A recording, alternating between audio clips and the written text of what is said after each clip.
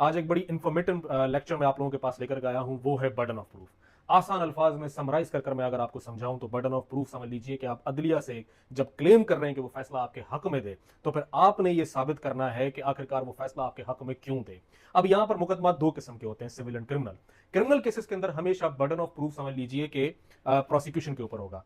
अगर अक्यूज कोई ऐसी स्पेशल किस्म की एक्सेप्शन क्लेम कर रहा है, फॉर एग्जाम्पल वो ये क्लेम कर रहा है कि during the commission of the crime वो जिले में अवेलेबल नहीं था, तो बर्डन ऑफ प्रूफ इस फैक्ट को साबित करने के लिए अक्यूज के ऊपर होगा, जिसकी रिसेंटली में मिसाल मिली शाह महमूद कुरैशी के केस में, जिसमें उन्होंने ये साबित किया कि 9 मई के मुकदमे के अंदर वो कराची के अंदर अवेलेबल थे। इसे हम प्ली ऑफ अलवाई भी कहते हैं। या फिर अक्यूज अगर क्लेम कर रहा है कि during the commission of an offence वो समझ लीजिए कि स्पेशल किस्म के एक्सेप्शन का हकदार है, जैसे कि for example during the commission of an offence उसकी उम्र 18 साल से कम थी, तो फिर समझ लीजिए कि ये उसने साबित करना है कि क्यों अलबत्ता उसकी उम्र 18 साल से कम थी या नहीं थी। हालांकि सिविल केसेस के अंदर समझ लीजिए कि बर्डन ऑफ प्रूफ शिफ्ट होता रहेगा। डिटेल में लेक्चर में अपनी यूट्यूब के अंदर अपलोड कर चुका हूं, मुझे लाजमी फॉलो करें, सब्सक्राइब करें। Thank you so much, Allah Hafiz.